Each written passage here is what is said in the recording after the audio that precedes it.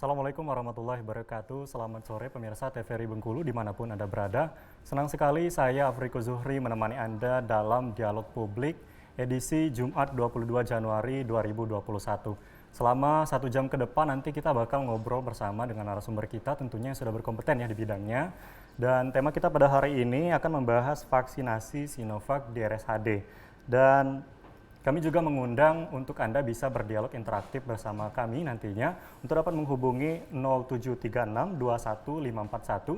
Kami ulangi 0736 21541. Oke baik, jadi vaksin Sinovac ini sendiri sebenarnya sudah berjalan ya dari kemarin sudah dilaksanakan pertama oleh Presiden kita yaitu Presiden Bapak Joko Widodo dan kemudian dilanjutkan ataupun diikuti oleh seluruh gubernur yang ada di Indonesia, kemudian dilanjutkan dengan jajarannya. Nah, di Provinsi Bengkulu ini sendiri salah satunya tempat yang menyediakan vaksinasi ini sendiri ada di RSHD atau Rumah Sakit Harapan dan Doa. Karena disediakan di sini ada 32 fasilitas kesehatan. Dan di sebelah saya sudah mengundang narasumber kita. Yang pertama itu ada Dr. Lista Serlivira selaku Direktur RSHD Kota Bengkulu. Halo dokter, assalamualaikum. Ya. Waalaikumsalam. Gimana kabarnya, sehat dokter? Alhamdulillah sehat. Alhamdulillah sehat. Dan terima kasih ya dokter sudah hadir ya di TVRI Bengkulu. Dan yang kedua narasumber kita yaitu ada Dr. Medi Fazirin. Halo dokter, assalamualaikum. Waalaikumsalam. Nah, kabarnya baik dokter? Alhamdulillah sehat. Alhamdulillah sehat ya. Terima kasih ya dokter sudah berkunjung ataupun hadir di studio TVRI Bengkulu. Jadi seperti yang saya sampaikan tadi bahwa tema kita pada hari ini membahas tentang vaksin Sinovac dari RSHD itu sendiri. Tapi sebelum kita lebih jauh membahas bagaimana vaksin ini dilakukan, seperti itu kan bagaimana nantinya tanggapan masyarakat ataupun bagaimana masyarakat yang akan dilakukan vaksin ini, saya ingin bertanya dulu bagaimana vaksin Sinovac ini sendiri itu apa sebetulnya dokter? Mungkin bisa dijelaskan sedikit. Oh iya ya, mungkin pada kesempatan ini selamat sore para pemirsa TVRI ya. Mungkin banyak yang belum tahu. Jadi vaksin Sinovac yang pada saat luncuran pertama ini kan tahap pertama ini ditujukan untuk nakes. Itu vaksin Sinovac ini adalah vaksin yang dihasilkan atau dibuat dari virus corona COVID-19 itu yang sudah dimatikan. Jadi mungkin dengan teknologi cara membuat vaksin itu jadi bukan maksudnya seperti kan ada bermacam-macam, nanti ada yang vaksin yang dibuat berdasarkan rekombinan RNA dari virus tersebut. Banyak jenisnya berarti ya? Nah kalau khusus untuk Sinovac ini, jadi kalau kita mungkin paham dengan imunisasi balita itu yang seperti kita polio, VCG, polio atau campak. Nah itu bibit penyakit, kalau itu kan penyakit. Nah kalau ini kan virus. Jadi virus yang dimatikan sedemikian rupa dibuat vaksin yang dijadikan itu vaksin gitu. Jadi kan vaksin ini seperti yang dokter sampaikan tadi ada beberapa jenis seperti itu. Yang sekarang yang kita sedang kita lakukan saat ini itu vaksin jenis Sinovac. Sinovac, kalau di karena RSHD ini sendiri kan menerima untuk orang yang akan dilakukan vaksinasi. Nah, untuk kuota sendiri, berapa banyak kuota yang diterima, maksudnya diberikan oleh pemerintah untuk vaksin tahap pertama ini? Ya, mungkin seperti semua ketahui, tahap pertama ini kan khusus ditujukan kepada tenaga kesehatan yang ada di fasilitas pelayanan kesehatan, baik itu rumah sakit, puskesmas, klinik, dan yang lainnya, termasuk juga tenaga non-kesehatan yang bekerja di rumah sakit atau di fasilitas kesehatan ini. Nah, terkhusus rumah sakit kota, itu memang kita merupakan, maksudnya bukan untuk melayani kita saja, tapi terkhusus untuk yang tenaga kesehatan kita itu 464 itu menjadi target yang harus divaksinasi. Itu termasuk cleaning service dengan ininya ya, kurir, satpam itu termasuk semua, karena walaupun mereka bukan tenaga kesehatan tapi masuk di orang yang bekerja di fasilitas kesehatan. Nah, ditambah juga dengan sasaran kita untuk Dinas Kesehatan Kota, ada beberapa juga provinsi ya. Yang khusus Dinas Kesehatan Kota itu ada 121 ya, Dr. Media, yang juga nanti akan ikut pelaksanaan vaksinasi di rumah sakit kita. Kalau untuk di RSHD sendiri mungkin saya bertanya dengan dokter Media. Untuk vaksin ini kan seperti yang disampaikan tadi bahwa untuk yang pertama, tahap pertama ini lebih difokuskan kepada nakesnya ya, tenaga kesehatan. Nah, kriteria untuk penerima vaksin karena tidak semua tenaga kesehatan itu bakal divaksin. Ada kriteria tertentu. Nah, kira-kira apa kriterianya, dokter? Iya, benar sekali ya, Mas. Memang seperti yang disampaikan sama Bunda Lista tadi, memang tahap pertama ini kita pelaksanaan vaksinnya untuk tenaga kesehatan dan termasuk tenaga kesehatan yang bekerja di fasilitas kesehatan ya. Jadi memang benar tidak semua bisa kita vaksin karena memang ada aturan atau ya ada SOP yang harus kita jalankan ya. Dimana yang pertama yang paling penting itu ada nanti kita ada penampisan namanya, Mas, atau screening penampisan. Ya, jadi ada beberapa kriteria yang harus memang kita periksa saat itu dan kita tanyakan ya. Termasuk nanti ada beberapa yang tidak bisa divaksin ya. Ya, seperti ibu hamil, ibu menyusui, kemudian berarti ada riwayat penyakit seperti itu ya. Yang dan juga ada beberapa terkonfirmasi ya, sudah pernah terkonfirmasi ya, jadi ada dibagi seperti itu kan, ada yang sudah pernah terkonfirmasi COVID dan ada yang memang belum dan itu yang akan divaksin. Ya, dan termasuk ada beberapa penyakit penyerta, ada komorbid yang direkomendasikan para ahli. Jadi memang harus ikutin tahap-tahap tersebut, Mas. Jadi tidak kita serta-merta memberikan vaksin gitu. Itu dari tenaga kesehatan ini, apakah mereka mendaftarkan diri atau memang sudah ada data dari pemerintah seperti itu bahwa orang-orang yang bekerja di tenaga kesehatan ini mereka akan langsung divaksin? Ya, khusus untuk tenaga kesehatan dan termasuk juga tenaga kesehatan yang bekerja di fasilitas kesehatan itu sudah terdata. Sudah terdata. Jadi mereka tinggal registrasi ulang, tinggal masukkan NIK dari kependudukan, itu akan muncul. Jadi tadi kan sudah disampaikan bahwa untuk dari RSAD ini sendiri menyediakan untuk kuota itu sebanyak 464 kurang lebih ya. Jadi dari hari pertama vaksin sampai hari ini masih tetap ya. Hari ini vaksin nggak? Enggak. Hari ini Jumat enggak ya, kita hari Senin sampai Kamis karena memang instruksi pusatnya begitu ya. Senin sampai Kamis. Sudah berapa persen itu yang sudah divaksin dari? Oke. Kita mulai kan dari tanggal 18 sampai tanggal 21. Memang terjadwal itu Senin sampai Kamis dari jam 8 sampai jam 11. Sampai tanggal 21 itu ada sekitar 172 orang yang sudah kita yang sudah registrasi ya.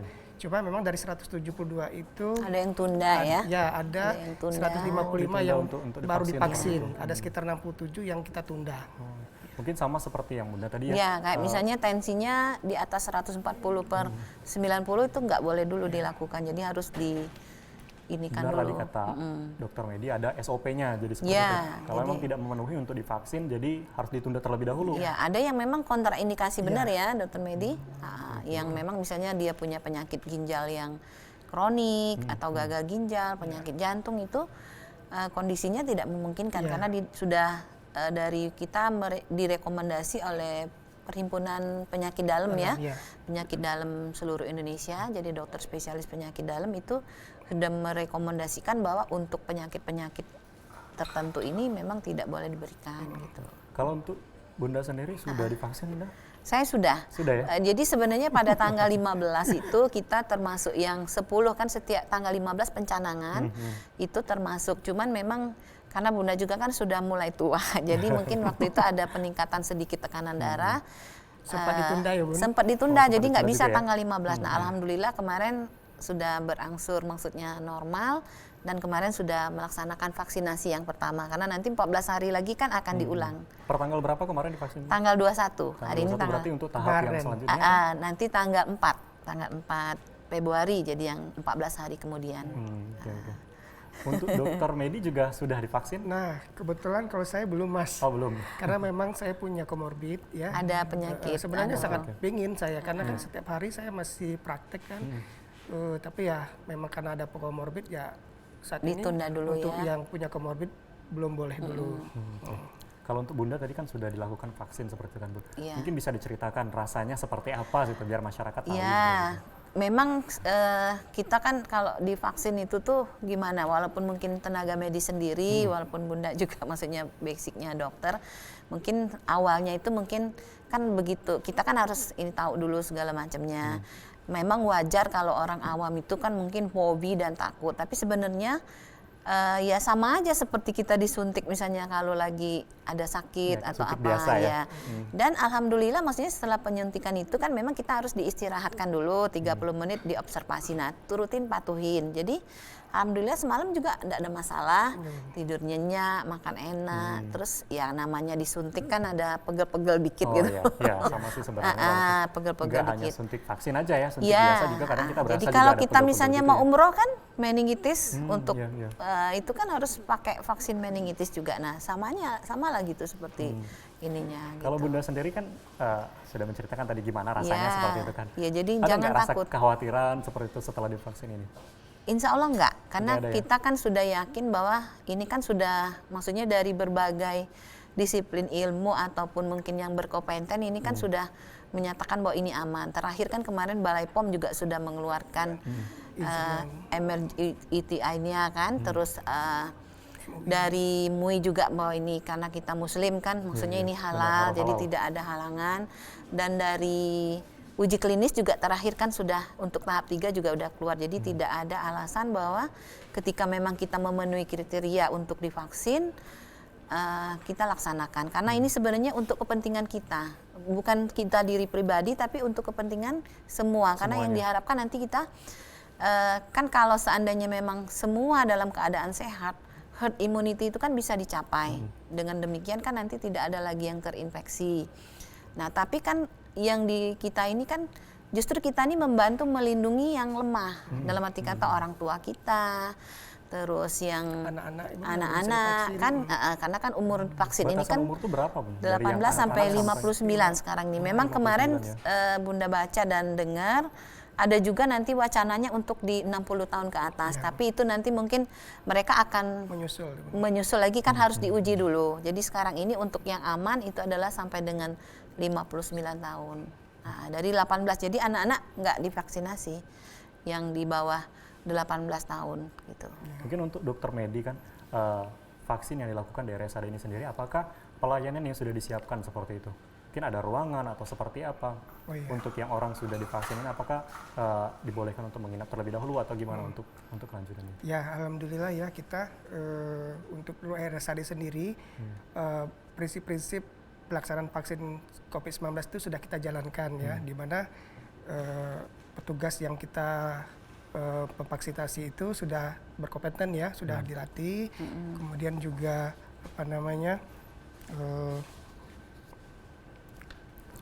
karena kita lagi pandemi ya kan, jadi protokol kesehatan tetap kita jalankan. Kemudian yang paling penting juga penampisan atau screening itu tadi. Nah, kita juga tidak mengindahkan dari untuk etik surveillance ya Bun, tetap akibat dampak ataupun identifikasi dari kejadian ikutan pasca imunisasi kan, itu kan tetap akan dibantau. Gitu. Ya, mungkin kita akan lanjut lagi nanti setelah jeda pariwara ini. Oke, saya hitung dulu. Pemirsa, menarik sekali obrolan kita pada hari ini. Kita membahas tentang vaksin Sinovac, dan untuk lebih jelasnya nanti jangan kemana-mana, pemirsa tetap di Dialog Publik. Hai, sudah tahu dong soal virus corona yang saat ini lagi heboh sejagat.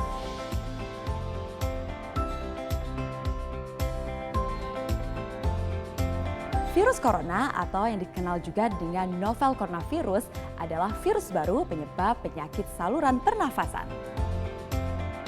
Virus ini masih satu keluarga dengan virus penyebab SARS dan juga MERS yang sangat disayangkan sampai saat ini belum tersedia vaksinnya. Jadi kita perlu waspadai gejala klinisnya. Gejala klinis virus corona diantaranya adalah demam, batuk, gangguan pernafasan, sakit tenggorokan, letih, dan juga lesu. Mudah, lakukan 3 langkah cegah. 1. Tutup mulut saat bersin atau batuk, kalau perlu menggunakan masker ya. 2. Cuci tangan hingga bersih menggunakan sabun atau menggunakan cairan antiseptik. 3. Jaga kesehatan dengan perbanyak mengkonsumsi buah dan sayur, serta hindari mengkonsumsi daging setengah matang dan rutin berolahraga.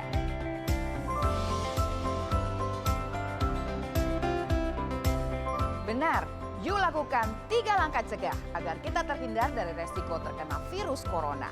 Tutup, cuci, jaga.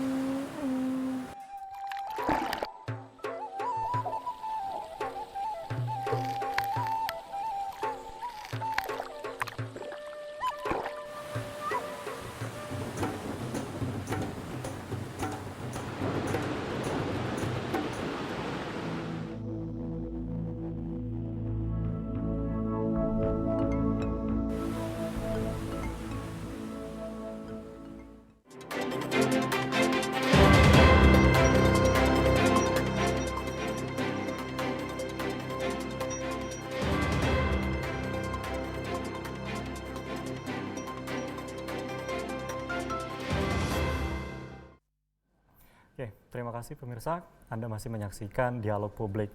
Dan kita akan melanjutkan obrolan kita yang tadi sudah membahas vaksin Sinovac ini sendiri. Bagaimana nantinya masyarakat ini agar lebih memahami lagi tentang vaksin Sinovac. Jadi Bunda, saya ingin bertanya.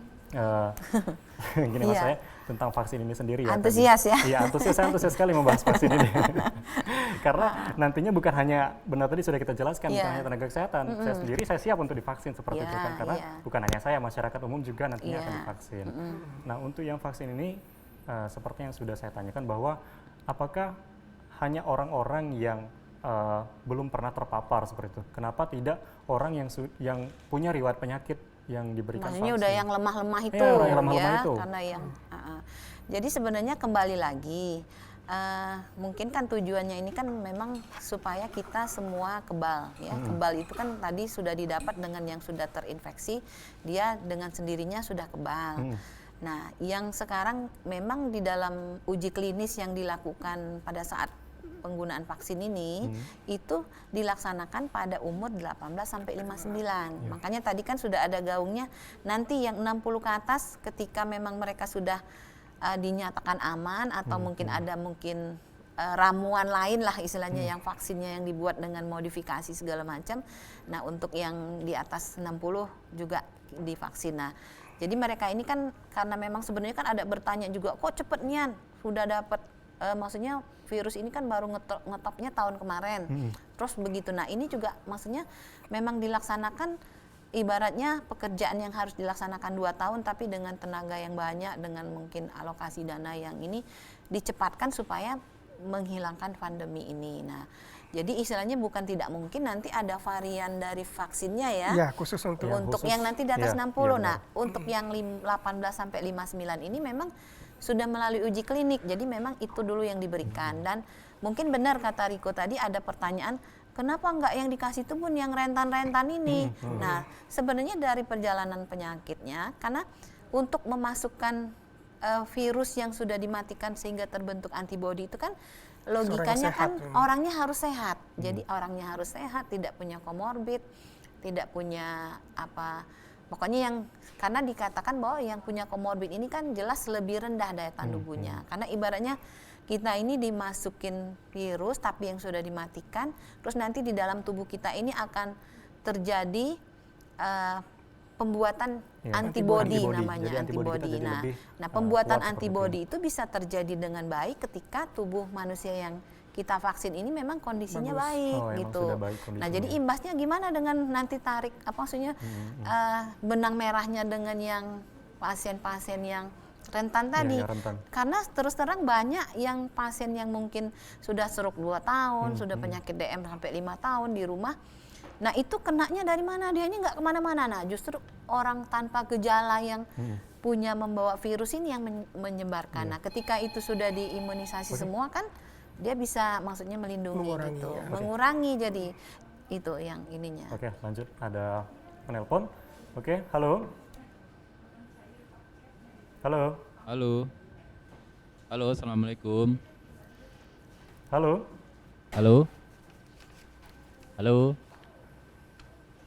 Belum ada? Oke, kita lanjut lagi, Bu. Ya, jadi apakah mungkin aku dengan Dokter Medi dulu ya. Untuk yang sudah divaksin ini, tadi kan untuk supaya daya tahan tubuh ataupun antibodi kita menjadi lebih kuat. Apakah orang yang sudah divaksin ini tidak akan terkena lagi seperti itu virus corona ini? Oke, baik. Virus ini kan betul yang kata Bunda sampaikan tadi, ini kan virus dari Sinovac ini dibuat dari virus corona itu sendiri ya, virus yang sudah dilemahkan atau diinaktifkan. Jadi suatu ketika bila dimasukkan ke dalam tubuh manusia itu tidak akan jadi terinfeksi dengan COVID-19. Tapi bukan berarti yang setelah divaksin ini kebal ya. Tapi walaupun seandainya terinfeksi ulang, itu biasanya diharapkan dia ringan. Ya, jadi memang tujuan dari vaksin kan itu, Mas. Jadi bukan menurunkan angka kejadian kematian. Ya, tapi bukan berarti dia kebal, tapi tetap bisa terinfeksi ulang. Tapi diharapkan dia, jadi kalau udah divaksin ini resiko dia terinfeksi itu kecil. Menjadi berat jadi dan walaupun ini ya, terinfeksi juga dia fatalitasnya. tidak berat gitu. Oke. Ya. Dan Jadi- tetap harus menerapkan prokes. Ya. Prokes harus tetap diterapkan. Oke, bentar ya, bentar. Iya. Oke, ada penelpon. Halo, dengan Halo. Bapak siapa, dari mana? Dengan Pak Diego. Ya, halo Pak Diego. Ya, dari Bentiring, Pak. Oke, Pak Diego dari Bentiring. Ya, Assalamualaikum Bu Ista dan Pak Medi. Waalaikumsalam Waalaikumsalam. warahmatullahi wabarakatuh. Saya ingin menanyakan Bu, begini. Terkait vaksin ini Bu, bagaimana bagi pasien yang saat ini lagi terpapar ataupun pasien yang sudah terpapar COVID-19, apakah itu masih bisa disuntik vaksin? Saya berpendapat, ini pendapat orang awam, kalau dia lagi terpapar itu kan untuk pencegahan, jadi seharusnya disuntik vaksin aja biar cepat sembuh. Sudah terpapar. Ya, yang sudah Pak terpapar Diego. itu maksudnya Ya, suntik kan. lagi maksud Bapak. Ya. Iya. Ini kan orang awam maksudnya Ya, betul betul. bisa Ya. seperti itu kan, Bagus sekali biar cepat pertanyaan sembuhnya yang udah terpapar itu kita suntik vaksin aja yang duluan Ya, kayak gitu. Udah dapat. Ya kalau nakes ya kan memang mereka petugas itu emang rentan, Ya. oke lah kan. Ya. Nah yang Sudah terpapar, Terpapar. iya, ya. yang sudah Terpapar ya. terpapar itu Kenapa nggak disuntik lagi? langsung disuntik Gitu aja kan? langsung Iya. biar supaya cepat jangan sembuhnya terinfeksi itu. ulang Bu. maksud itu. Nah, satu lagi Bu, ini kan di masyarakat ini kan ramai kan orang sekarang ngomongnya vaksin Sinovac semuanya. Ada ketakutan sepertinya Bu, karena melihat kan di TV-TV kan ada juga yang di TV yang kemarin yang anggota Di media-media. di media itu kan menolak divaksin. Ya. Katanya di luar negeri sudah divaksin mati katanya kan. mati, Wah, ya. jadi saya juga takut Bu mau divaksin. Iya. Nah, mungkin mohon pencerahannya Bu. Ya. Ya, terima kasih. Assalamualaikum warahmatullahi wabarakatuh. Waalaikumsalam. Waalaikumsalam. Terima kasih Bapak Diego dari Bentiring. Oke, mungkin bisa langsung dijawab ya, Bu. Ya. Jadi pertanyaannya yang pertama tadi Udah bagaimana apabila vaksin yang sudah terpapar ini Orang disuntik terpapar vaksin? tuh Bapak lebih Diego? baik disuntik ya. Iya, lebih baik disuntik vaksin. Mungkin dijawab yang Jadi pertama dulu. Pak Diego, kenapa yang sudah terpapar atau lagi terpapar itu tidak diberikan vaksin? Sebenarnya konsepnya sama. Jadi konsepnya sama, yang lagi terpapar atau telah terpapar kemarin sudah sembuh, sebenarnya dengan terpapar virus itu di dalam tubuhnya itu kalau kita cek, misalnya kita cek titer antibodinya itu sudah terbentuk kekebalan tubuh. Makanya kalau yang sudah terpapar itu tidak masuk kriteria yang divaksin lagi. Terus tadi tanya, maksudnya lagi terpapar, maksudnya lagi Iya, akut-akutnya, lagi kenapa terpapar, nggak divaksin? langsung disuntik. Sebenarnya vaksin itu disiapkan untuk supaya ibaratnya ini sebenarnya kita nih diinfeksikan. Jadi melalui vaksin ini kita distimulus supaya terbentuk antibodi, dan kalaupun terpapar lagi itu tidak menjadi berat. Jadi memang ketentuan yang sudah ada secara SOP-nya yang sudah terpapar atau yang lagi terpapar sekarang itu tidak masuk yang divaksin karena diharapkan bahwa mereka setelah terpapar ini ada Antibodinya terbentuk sudah kekebalan terbentuk ya? tubuh alami dari tubuhnya Iya, gitu. Itu yang satu lagi Nah, tadi sebenarnya yang tentang kedua untuk mengatasi ketakutan masyarakat karena yang kita tahu banyak sekali media yang Ya, memberitakan jadi sekarang bahwa- ini iya, yang membuat masyarakat semakin takut untuk Bunda juga divaksin. sering baca di WA ya Iya. ke media. Ini 23 meninggal, masyarakat meninggal gara-gara divaksin. Perlu diketahui bahwa sekarang ini fase di bulan Januari ini sampai Februari ini baru tenaga kesehatan dan yang bekerja di institusi kesehatan. Iya, Nah setelah itu nanti akan beranjak lagi mungkin ke yang melayani publik ya, misalnya termasuk TNI, Polri, terus mungkin yang berkaitan dengan pelayanan publik misalnya di Dukcapil, DPMPTSP, perpajakan dan segala macam yang perbankan yang Memang pelayanan benar-benar orang yang publik. bagian pelayanan seperti Ya, yang jadi bertemu kalau dengan masyarakat. seandainya ada berita sekarang nih 23 orang meninggal di desa ini karena divaksin corona. Wong yang divaksin juga. belum masyarakat Iya, ya. baru tenaga kesehatan. Jadi yakinkan diri bahwa sebenarnya ini memang untuk melindungi kita gitu. Jadi makanya kenapa yang dijadikan duluan ini tenaga kesehatan karena memang kita melayani pasien Sebagai yang garda memang depan sangat tadi ya. beresiko gitu Iya. karena selalu bertemu dengan pasien-pasien yang terpapar ini gitu. Oke, ada penelpon selanjutnya. Oke, halo. Dengan Bapak siapa dari mana? Halo, assalamualaikum. Ya, waalaikumsalam. Waalaikumsalam. Dengan Pak Edi. Pak Edi. di Tanah Patah. Oke, Pak Edi Tanah Patah. Saya mau nanya sama dokter ya, dokter dua-duanya dokter ya? Dokter Iya, semua, dokter semua ya. dokter medis semua sama ya. Ya.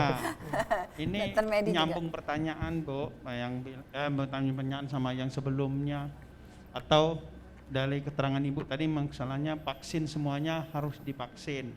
Maksud saya gini Bu, ada nggak kriteria itu vaksin itu masuk dengan orang yang misalnya sudah sakit gitu? Ada nggak larangan? Maksudnya apa? Vaksin ini bermasalah nanti kalau misalnya saya ini sakitnya sakit jantung atau sakit apa, ya maksud saya kan sebaiknya tuh sebelum divaksin, ini analisa saya, sebelum divaksin tuh orang tuh periksa. Memang. Maksud saya boleh nggak dia nih, walaupun dia tenaga medis kan nggak mungkin, ada juga yang sakit, maksud saya kan itu dia sakit jantung, sakit apa, itu maksud saya vaksin ini apa semuanya boleh dimasukin badan seluruhnya tanpa ada embel-embel, maksud saya seperti itu, Bu. Ya, maksud saya seperti itu. Nanti takutnya dia udah sakit tambah sakit, itu mungkin itu yang menyebabkan ada kematian, itu mungkin gara-gara itu mungkin, Bu. Ya, bukan saya mendahului, Bu. Makasih, Bu. Assalamualaikum.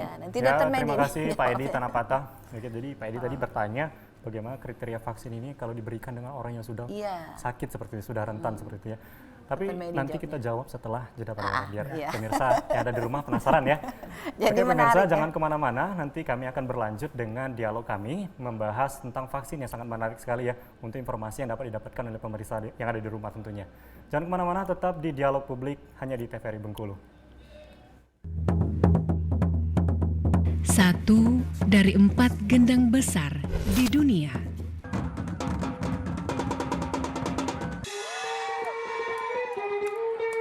Gendang besar tanpa resonator.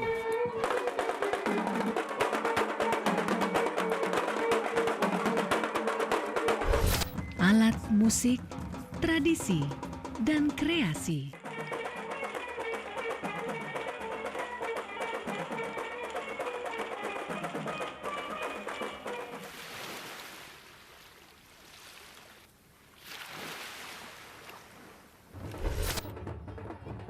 Bicara alat musik Bengkulu, bicara dol, tradisi, kearifan, bicara dol, bicara Bengkulu. Hai, sudah tahu dong soal virus corona yang saat ini lagi heboh sejagat.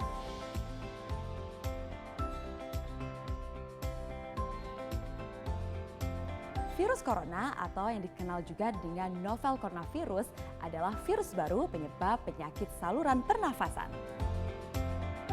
Virus ini masih satu keluarga dengan virus penyebab SARS dan juga MERS yang sangat disayangkan sampai saat ini belum tersedia vaksinnya.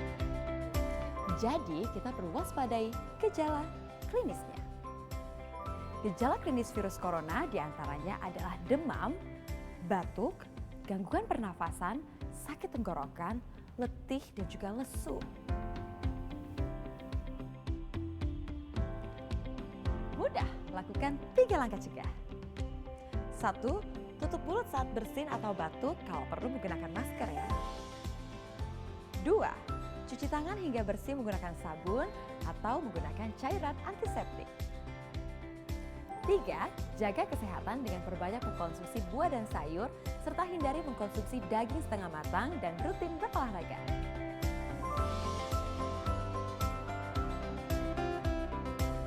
Benar, yuk lakukan 3 langkah cegah agar kita terhindar dari resiko terkena virus corona.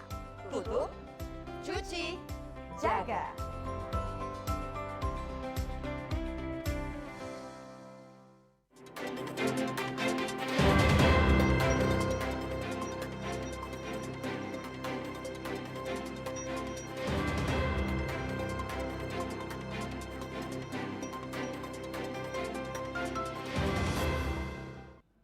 Ya, terima kasih Anda masih menyaksikan Dialog Publik, tentunya dengan tema vaksinasi Sinovac di RSAD. Dan tadi kita sudah ada pertanyaan dari Bapak Edi dari Tanah Patah ya, yang bertanya bagaimana kriteria vaksin jika diberikan kepada orang yang rentan ataupun sudah ada riwayat penyakit. Mungkin bisa langsung dijawab oleh Dokter Edi, Dr. Medi ya. Dokter Medi maksud saya. Ya, Pak Edi Tanah Patah ya. Pak Edi Tanah Patah tadi. Ya, pertanyaannya bagus sekali ya Pak Edi.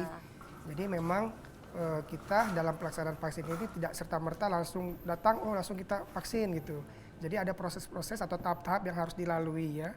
Jadi ketika datang ke fasilitas kesehatan yang memberikan vaksin, jadi memang ada alur-alur yang harus dilalui.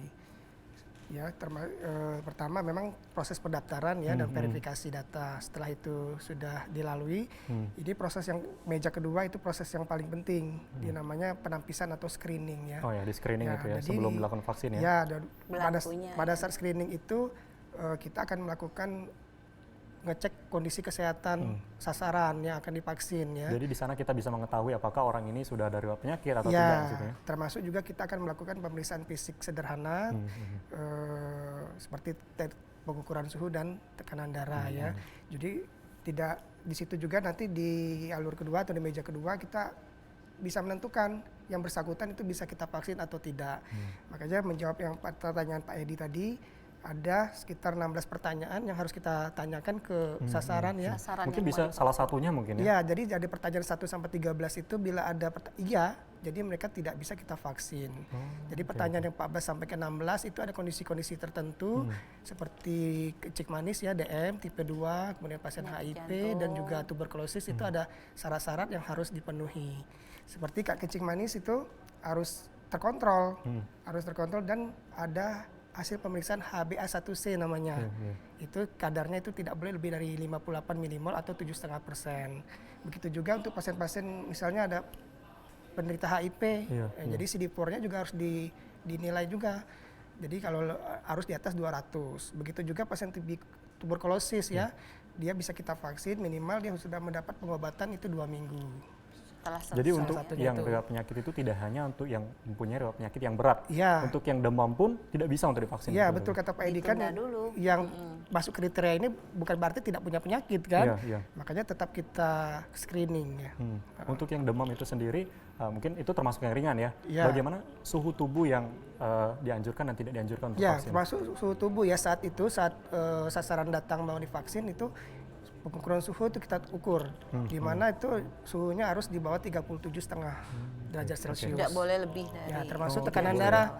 Tekanan darah juga harus sistolnya harus di bawah 140 dan diastolnya di bawah 90. Termasuk Bunda kemarin sempat ditunda dulu. Akhirnya alhamdulillah Kamis bisa divaksin setelah makan obat ya Bun. Iya, jadi terkontrol dulu harus ininya. Jadi itu kan udah beberapa hari kita divaksin ini kan. Mungkin apa kendala sehingga tadi saya dengar mungkin baru sedikit ya dari ditargetnya itu ada 400 lebih ya. Ketat screeningnya. 464. Sekarang berapa orang yang sudah divaksin? Divaksin 155 orang. 155 orang. Ya. Apa kendalanya? Kenapa dari 400 itu baru 155 orang yang karena ketat divaksin? itu ya. Iya, karena memang harus screeningnya ketat kan. Cuma memang hari pertama kedua masih sedikit Bun. Setelah hari ketiga keempat takut juga walaupun melihat dulu kawan-kawan yang lain dulu kan. Jadi hari ketiga keempat mulai ramai gitu. Mungkin kalau masih di awal-awal benar kata Bunda tadi masih ada rasa ketakutan seperti itu kan. Tapi kita kan sendiri manusia kita kan juga lumrah, meyakinkan kan? seperti itu kan. Apalagi maksudnya ini yang kalangan kesehatan aja mereka juga takut kan awalnya kan.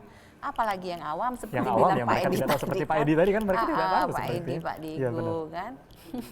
Nah, dari untuk orang-orang yang sudah dilakukan vaksinasi ini, apakah ada bukti yang menunjukkan bahwa saya sudah divaksin seperti itu?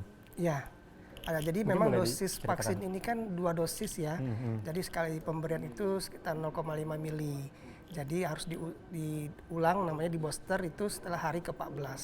Jadi nanti kalau sudah divaksin nanti kita dapat beri kartu gini. Oke. Kartu Boleh ditunjukkan kontrol untuk mendapatkan itu ya? vaksin kedua. Ya, nanti juga akan dapat sertifikat. Oh, ada sertifikatnya. Ya.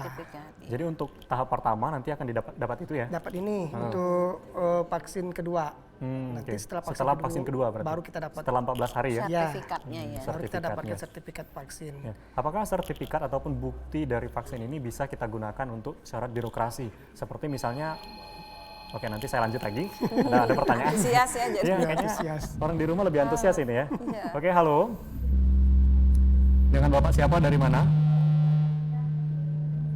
Halo. Jauhin speakernya. Halo. Halo, dengan Bapak siapa di mana? Assalamualaikum. Assalamualaikum. Pak Abdul Sepang Dengan Bapak siapa di mana? Halo. Kecil suaranya. Mungkin jauhin dulu. Oke, ya. dengan Bapak Abdul ya. Oke, dengan Pak Abdul ya.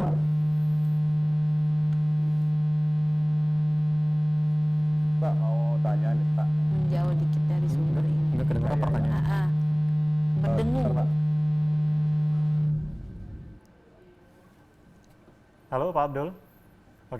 Oke, nanti kita lanjut lagi ya Pak Abdul, kita tunggu nelpon dari Pak Abdul ini. Iya. Oke, kita lanjut Bapak. Jadi seperti yang saya tanyakan tadi bahwa untuk orang yang sudah divaksin ini pasti ada buktinya kan, bukti atau sertifikat yang sudah diberikan. Apakah ini bisa dipakai untuk birokrasi? Misal saya ingin berpergian seperti itu kan, yang harusnya sebelum-sebelumnya kita harus tes rapid seperti itu kan. Iya. Apakah dari syarat ataupun bukti dari vaksin ini bisa kita gunakan? Sampai saat ini sih memang Sampai belum belum ada ada. dilugaskan oleh pemerintah. Cuman Tapi wacananya kalau- ada ke situ, Bu. Wacananya ada, karena kalau kita misalnya berangkat naik pesawat itu kan kalau kita kan akan mengisi e-hak itu ya, untuk ada pengisian. Nah itu salah satunya nanti termasuk. Nah cuman untuk kelanjutan dari itu memang sebenarnya ada wacana bahwa sertifikat sudah divaksin itu nanti akan menjadikan lisensi juga. Ketika mungkin gini, kan kalau sekarang kan kita belum bisa bicara karena memang pandemi ini kan masih tetap berlangsung. berlangsung, Nah salah ya. satu tujuannya kan maksudnya keluar dari pandemi itu kan ketika 70% kita itu sudah terimunisasi dan terbentuk imunitas Imunitas gitu. ya. Oke, kita jawab nelpon dulu. Iya. Halo. Halo, Assalamualaikum. Ya, dengan Bapak siapa di mana? Pak Abdul. Dengan Pak Abdul ya, Pak Abdul. Teleponnya kenapa sih? Teleponnya nggak jelas. Oke, Pak Abdul pertanyaannya. Saya mau tanya langsung aja lah Pak ya. Gini, Pak Bu Dokter dan Pak Dokter, vaksin COVID ini virus. Halo ini- Pak Abdul pertanyaannya. Iya, halo. Bisa dengar, halo? Halo? Halo? Kayaknya terputus kembali ya. Halo, Assalamualaikum. Pak Abdul ini Jelas. sepertinya Halo. banyak juga ya antusias ya. Oke, kita lanjut Halo, lagi. Assalamualaikum. Jadi gimana tadi untuk apa namanya bukti ini memang belum bisa seperti itu, tapi sudah ada wacana bahwa Iya. bukti ini nanti bisa dipakai Iya. untuk perjalanan. birokrasi. Cuman seperti belum itu ya. diproklamirkan ya, Iya. maksudnya memang ada nanti kayaknya kepentingannya itu tadi nanti. Oke. Dan itu juga pun wacana juga akan online dia. Oke. Online. Iya. Iya. Nanti Nah. bisa dicek gitu kan kalau yang bepergian itu kan langsung datanya bisa dicek gitu. Oh, jadi kita bisa nanti melihat di internet seperti itu kan bahwa saya sudah divaksin seperti Iya. itu. Iya, nanti ke Jadi depan memang wacananya terdaftar seperti di itu, sana Mas. ya. Iya. Jadi Data kita kemarin yang ada udah pertemuan dari KKP, Bun. Jadi termasuk juga hasil rapid atau Iya. PCR itu nanti bisa kan 1 online. Februari Iya. itu ketika bepergian tetap berlaku yang aturan itu. Apakah nanti diperpanjang atau diperpendek nanti biasanya akan ada pemberitahuan dari BNPB pusat. Nah itu sekarang kalau sekarang ini kan cuma dia melihatkan hard copy-nya aja. Iya. Karena kan masih Iya, belum iya, ini. memang belum Nah ini ya. nanti per 1 Februari yang bepergian itu dia datanya itu langsung masuk online. Online. Nah, jadi mereka dari bandara atau dari e-hub-nya itu udah bisa connect. Iya, gitu. termasuk yang sudah divaksin itu akan online. dia. Iya, yang divaksin itu udah tahu langsung connect nanti dengan data kependudukannya dengan Kita terima KTP. telepon kembali. Iya. Oke, halo, dengan Bapak Bapak siapa di mana? Halo, Pak Abdul tadi, Pak. Halo. Halo. Assalamualaikum. Pak Abdul tadi. Pak Abdul dari Sepang Nakau. Halo, bisa diulangi Bapak siapa di mana? Pak Abdul dari Sepang Nakau. Oke, Pak Abdul Simpang Nakau ya. Iya. Ya, pertanyaannya Pak. Oke, saya mau bertanya langsung ya. Oke, gini Pak, Bu Dokter dengan Pak Dokter. Vaksin ini keluar karena ada virus COVID-19 kan? Jelas ya. Pak kedengaran. Enggak kedengaran nih pertanyaannya. Ayo, Halo, Pak halo, Abdul, halo. Mungkin bisa diulangi? Vaksin ini keluar karena ada virus COVID-19 kan? Nah, pertanyaan saya, Belum? bagi masyarakat yang sudah divaksin itu memiliki kekebalan dari virus tersebut atau bagaimana? Kedengaran dokter? Enggak, bagi masyarakat yang sudah divaksin apa gitu. Oh. Halo. Halo, Assalamualaikum. Oke, bisa diulangi Pak Abdul dari Simpang Nakau, mungkin diulangi pertanyaannya tidak terdengar ya. Kencang kali. Halo. Iya. Bagi masyarakat yang sudah divaksin, maksud saya itu kan ini kan itu antivirus COVID-19. Bagi masyarakat yang sudah divaksin dari penelponnya mungkin ya Bu. Itu apakah memiliki kekebalan dari virus 19 tersebut gitu. Jadi bagi tim medis mungkin ya atau masyarakat yang sudah divaksin itu apakah harus menghiraukan dari protokol kesehatan, tidak perlu lagi memakaikan masker. Jadi dari situ bisa kita yakini oleh masyarakat gitu. Nah ini satu contoh yang sudah dilakukan oleh dari nasional, dari dari istana, masalah Rafi. Oke, terima kasih Pak Abdul dari Simpang Nakau ya. Jadi itu Pak Abdul maksudnya bertanya apakah bahwa kekebalan bagaimana, itu untuk orang yang sudah divaksin ini, apakah kekebalan imunnya itu sudah bisa dijamin seperti itu? Mungkin bisa langsung dijawab. Ya, kalau sekarang gini, berdasarkan penelitian yang sudah dilakukan terhadap usia 18 sampai 59 tahun yang sudah dicanangkan dengan 3 kali fase penelitian. Jadi ada 3 fase, maksudnya ujinya kan itu sampai 3 kali uji klinis. Itu dari tanggal berapa? Iya. Dari bulan ini ya. Pokoknya itu 3 kali dalam uji itu. Nah itu kan setelah divaksin, mereka itu kan dilihat namanya kalau kita ke dalam lagi ada titer antibody namanya.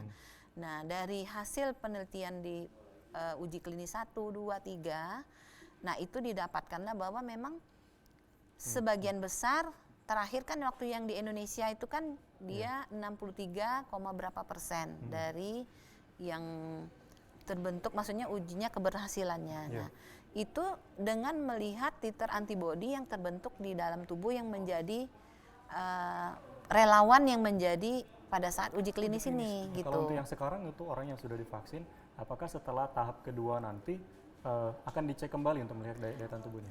Itu tidak masuk di dalam program, tapi kalau seandainya orang itu canggih, itu akan cek sendiri karena memang mungkin terkait biaya ya, karena memang mungkin untuk mengecek titer antibody itu juga memerlukan biaya banyak dengan karena kita nggak tahu kan sudah kita disuntik, karena ada 2 tahap tadi ya, vaksin pertama, terus 14 hari kita akan vaksin kembali, dan setelah divaksin kita nggak tahu apakah daya tahan tubuh kita ini sudah bisa dipastikan. Sebenarnya itu ada caranya secara uji laboratorium, karena seperti Bunda sendiri, karena saya kepentingan pribadi, pada saat saya sebelum divaksin saya mau lihat sebenarnya di dalam tubuh saya sudah ada antibody belum gitu. Nah itu mungkin secara mandiri bisa, tapi untuk secara mungkin karena kita ini kan masyarakat kita banyak, warga negara kita kan maksudnya rakyat kita banyak. Nah dengan hasil penelitian di tahap 1, tahap 2, tahap 3 itu sudah mewakili bahwa nanti ketika itu kita vaksin semua bahwa keberhasilannya akan lebih optimis gitu. Jadi memang kalau mau idealisnya memang sebenarnya setelah divaksin 3 bulan setelah divaksin itu kita cek lagi ya, bagaimana kondisi antibody kita. Nah, tapi mungkin untuk mengecek seluruh warga negara, maksudnya warga Indonesia itu kan mungkin membutuhkan biaya. Untuk vaksin saja dengan pro kontranya ini kan berapa yang harus kita siapkan supaya keluar dari pandemi. Kan ini sebenarnya tujuannya keluar dari pandemi kita ini kan sebenarnya gitu. Oke, kita iklan dulu, nanti kita lanjut lagi setelah jeda pariwaranya. Oke pemirsa, nanti kita akan melanjutkan lagi pembahasan tentang vaksin Sinovac ini, karena menarik sekali ya, sudah banyak sekali informasi yang kita berikan. Jangan kemana-mana, tetap di Dialog Publik hanya di TVRI Bengkulu. 1 dari 4 gendang besar di dunia.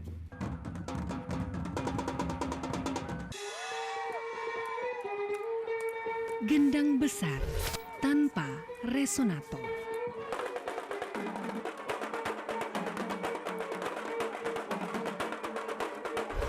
Alat musik, tradisi, dan kreasi.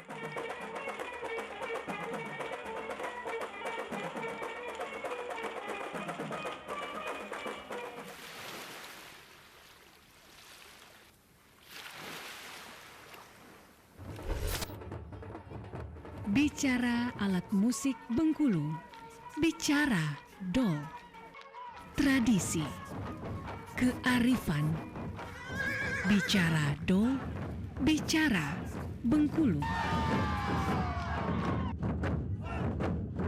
Ingat, lakukan 6M untuk melindungi diri kita, keluarga kita dari penyebaran COVID-19. M pertama, menggunakan salam syar'i. M kedua, menggunakan masker.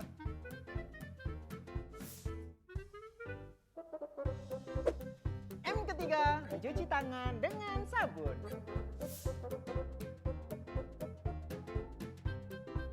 M keempat, menjaga jarak.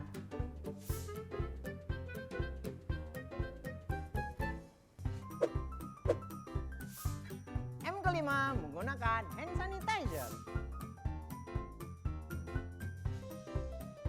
M keenam, mandi jika pulang dari aktivitas di luar rumah.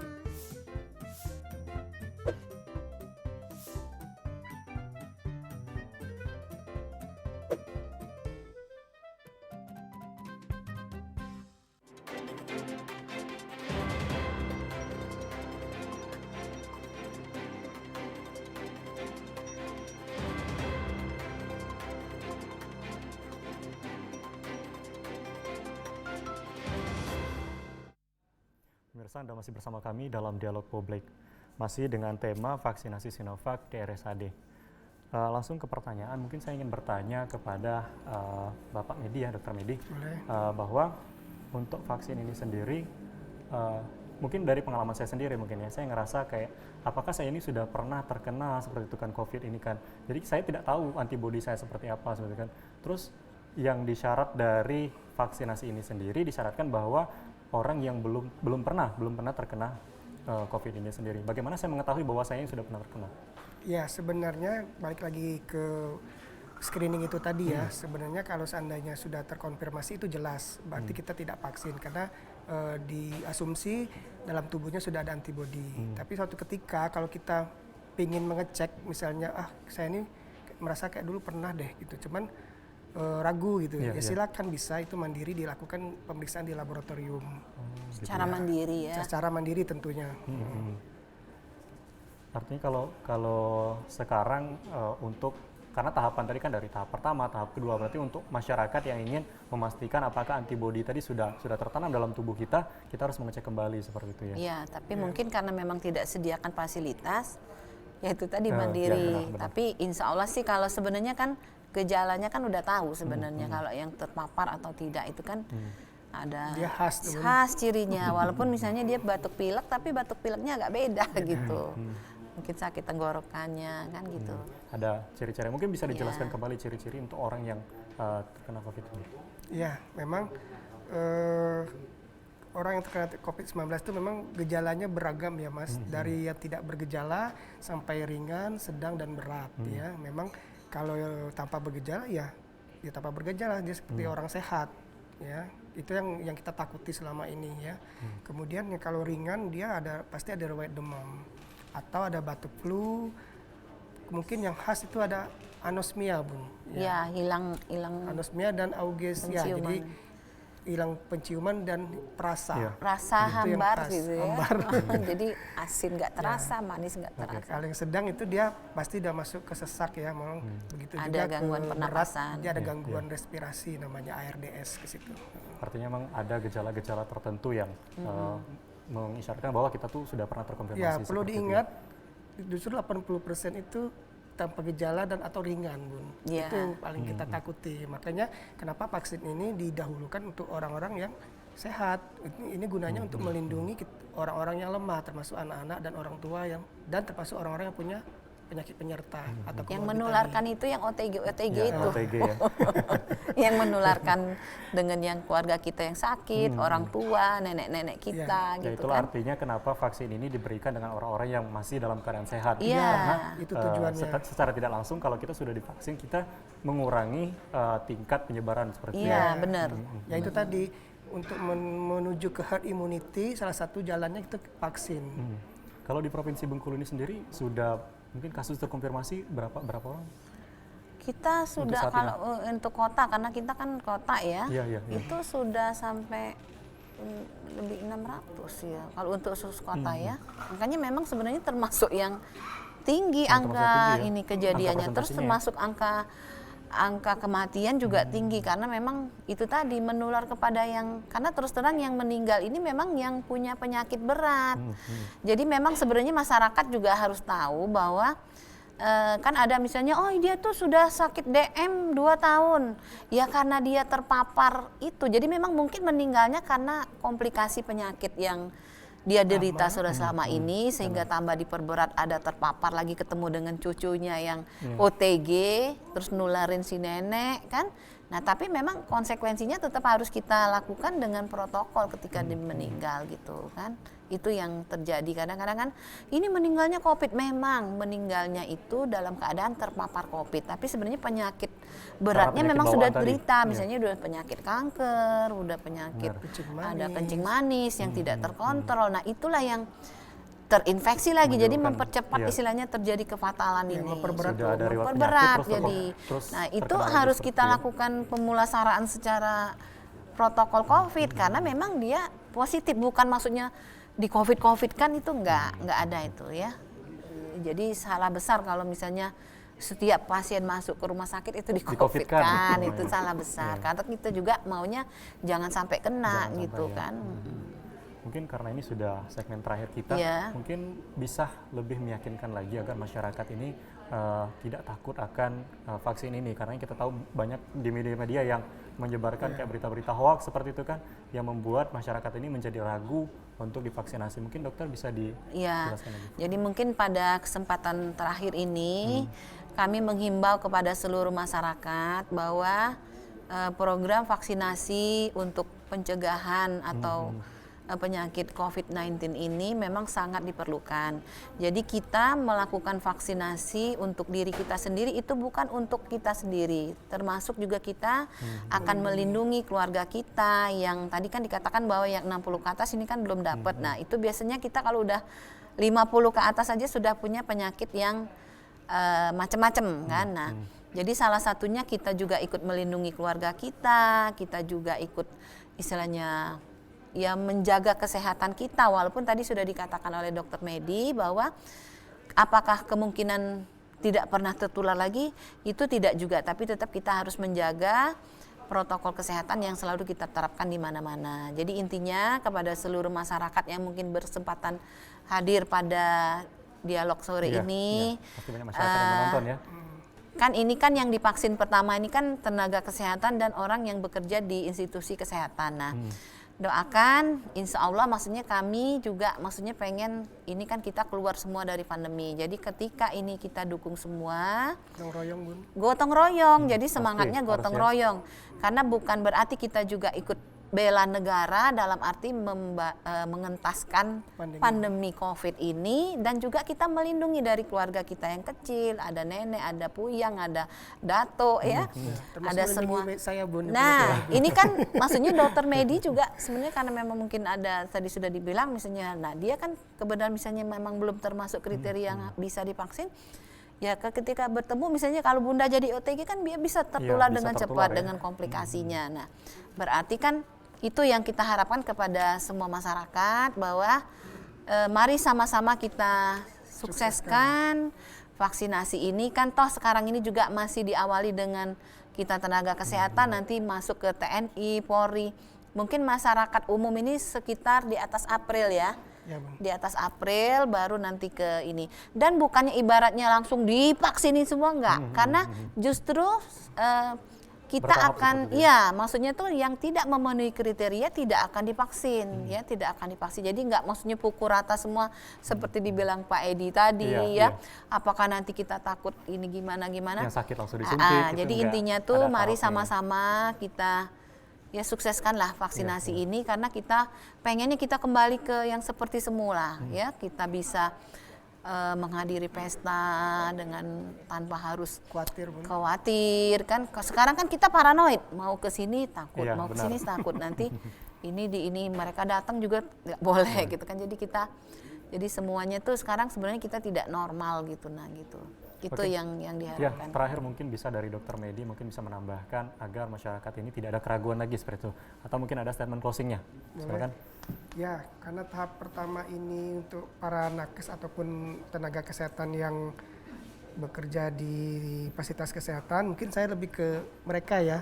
Iya. Saya jangan takut, jangan ragu untuk divaksin ya. Jadilah contoh. Ya, jadi kita memang ini salah satu cara atau jalan keluar kita untuk keluar dari pandemi ini. Jadi ini tujuannya vaksin ini kita berharap nanti dengan adanya vaksin ini apa yang namanya herd immunity itu bisa terjadi, dan itu diharapkan penyebaran COVID-19 ini bisa berangsur-angsur berkurang ya. Iya. Ya, jadi untuk kawan-kawan terutama yang tenaga kesehatan yang atau yang bekerja di rumah sakit atau di fasilitas kesehatan lainnya, jangan ragu, ayo kita gotong royong mensukseskan kita keluar dari pandemi COVID-19 ini. Iya. Oke, terima kasih Bunda sudah hadir di studio TVRI Bengkulu ya, banyak sekali informasi. Terima kasih Dr. Medi. Ya, banyak sekali informasi yang sudah diberikan tadi ya, tentunya sangat bermanfaat untuk masyarakat, untuk orang awam yang belum mengetahui ataupun belum mengerti tentang vaksinasi Sinovac ini sendiri ya. Oke pemirsa, terima kasih, itulah dialog kita pada hari ini. Semoga informasi yang disampaikan oleh pemateri ataupun narasumber kita pada hari ini bisa dimengerti dan bisa lebih memahami lagi untuk masyarakat tentunya agar tidak salah paham lagi tentang vaksinasi Sinovac ini sendiri. Saya Afriko Zuhri mewakili kerabat kerja yang bertugas, mohon pamit undur diri. Saya tutup, wabillahi taufiq walhidayah. Wassalamualaikum warahmatullahi wabarakatuh dan sampai jumpa. Waalaikumsalam.